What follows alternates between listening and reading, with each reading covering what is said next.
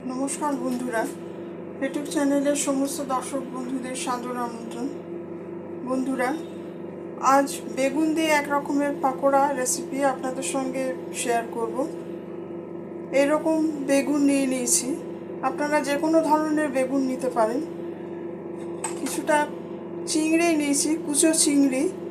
এই চিংড়িটা শুধুমাত্র চপ বা বড়ার ক্ষেত্রেই ব্যবহার হয়।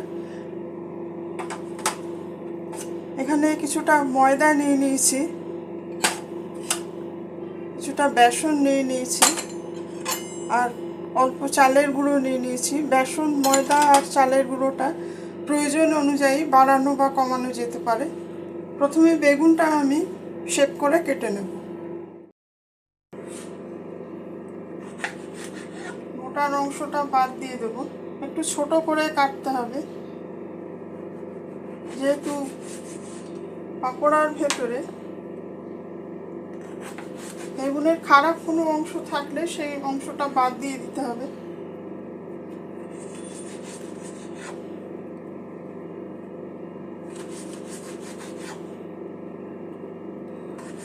একটু ছোট ছোট করে পিস করব।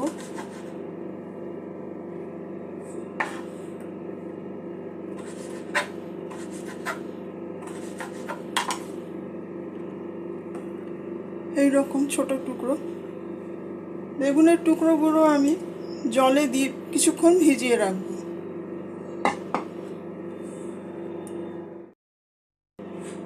বন্ধুরা, বেগুনটা আমি সম্পূর্ণ কেটে নিয়েছি এইভাবে, কিছুক্ষণ জলে ভেজানো থাকবে।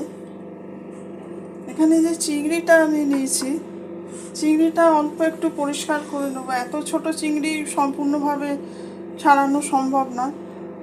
খোসাটা একটু, মাথাটা আর লেজার দিকটা একটু বাদ দিয়ে এইরকমভাবে রাখবো।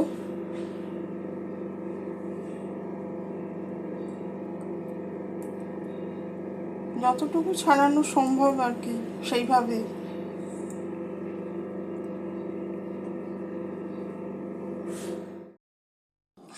বন্ধুরা, এখানে আমি 1 মুঠো মতন চিংড়ি মাছ পরিষ্কার করে নিয়েছি, ধোয়া হয়ে গেছে। এখানে সব উপকরণগুলো এবারে মিক্স করে নেব। বেগুনটা দিয়ে দেব,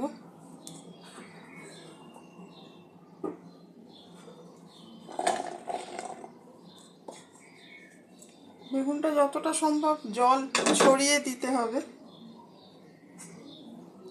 চিংড়িটা দিয়ে দেব। এই চিংড়ি দিলে এর যে কোনো পাকোড়া বা চপের স্বাদও খুব সুন্দর হয় এবং সুন্দর একটা ঘ্রাণ আসে। এখানে একটা টমেটো কুচিয়ে নিয়েছি, একটা পেঁয়াজ কুচিয়ে নিয়েছি, 5-6 কোয়া রসুন কুচিয়ে নিয়েছি, 4-5টা কাঁচা লঙ্কা কুচিয়ে নিয়েছি। এগুলো যোগ করে দেব।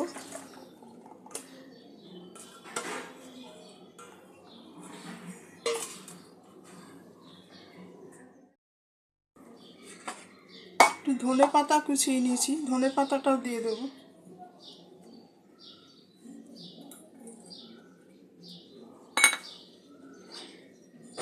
বেসনটা দিয়ে দেব।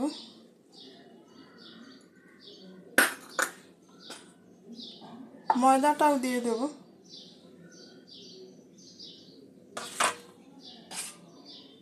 চালের গুঁড়োটাও দিয়ে দেব।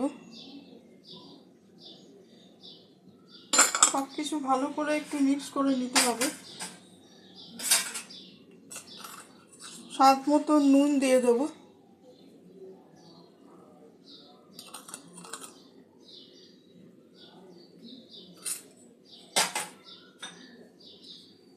একটু আদা বাটা যোগ করে দেব।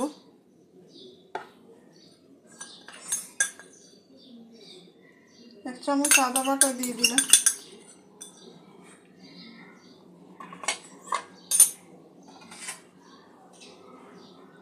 এখানে 1/2 চামচ হলুদ গুঁড়ো নিয়েছি, 1/2 চামচ লঙ্কা গুঁড়ো নিয়েছি, 1 চামচ জিরে গুঁড়ো নিয়েছি, 1 চামচ ধনে গুঁড়ো নিয়েছি। এই মশলাগুলো যোগ করে দেব।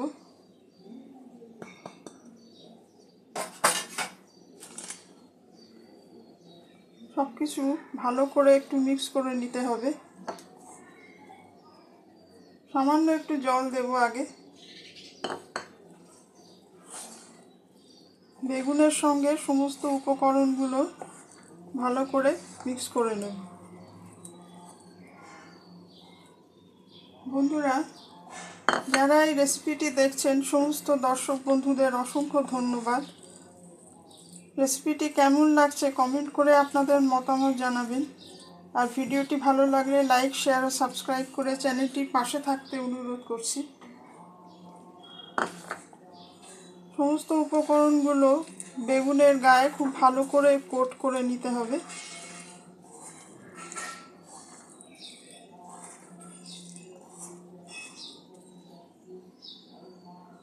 খুব বেশি পাতলা হবে না, কিন্তু সুন্দরভাবে যাতে বেগুনগুলো কোটিং হয়ে যায় সেটা লক্ষ্য রাখতে হবে।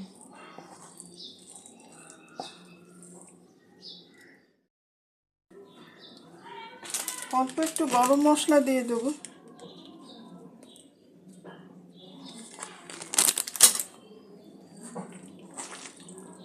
সমস্ত উপকরণগুলো ভালো করে এইভাবে মাখিয়ে নিয়ে 10-15 মিনিট আমি এই বেগুনগুলোকে একটু রেস্টে রেখে দেব, যাতে সমস্ত উপকরণগুলো ভালোভাবে মিশে যায়। সেই জন্যে 10-15 মিনিট রেস্টে রাখব। বন্ধুরা, ফিরে এলাম 15 মিনিট পরে। কড়াতে আমি সাদা তেল নিয়ে নিয়েছি পরিমাণ মতন। তেলটা গরম হয়ে গেছে। এখানে বেগুনের যে ব্যাটারটা তৈরি করেছিলাম সেখান থেকে কিছুটা করে অংশ নিয়ে কড়ার মধ্যে দিয়ে দেবো।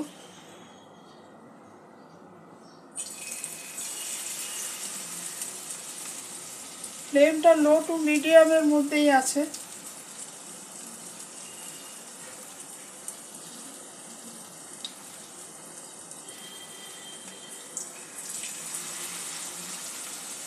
এইভাবে অল্প অল্প করে কিছুটা কিছুটা করে বেগুন নিয়ে তেলে ভেজে নেব।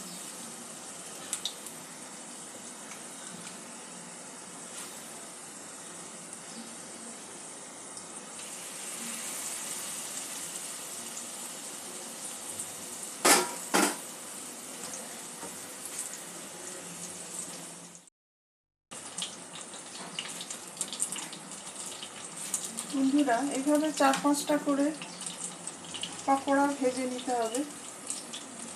এক পিঠ হয়ে গেলে আর এক পিঠ উল্টে দিয়ে ভেজে নিতে হবে। গ্যাসের মিডিয়াম লো ফ্লেমে আস্তে আস্তে ভেজে নিতে হবে, যাতে বেগুনটা সেদ্ধ হয়ে যায়। এই রেসিপিটা আপনারা ভাতের সাথেও খেতে পারেন, আবার স্ন্যাক্স হিসাবেও ভালো লাগবে।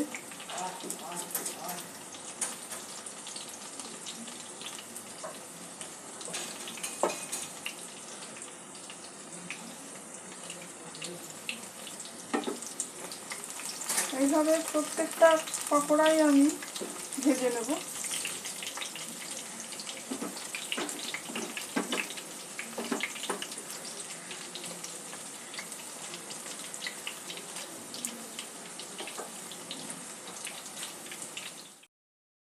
বন্ধুরা, পকোড়াগুলো সবকটা এইভাবে ভেজে নিয়েছি লালচে করে।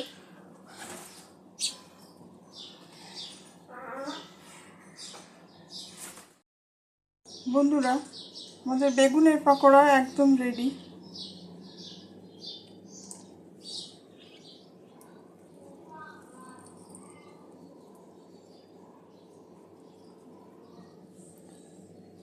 ভাত বা চায়ের সঙ্গে খুবই ভালো লাগবে এই রেসিপিটা। আপনারাও একবার ট্রাই করে দেখবেন। সবাই ভালো থাকবেন। আজকের এপিসোড এখানেই শেষ করছি।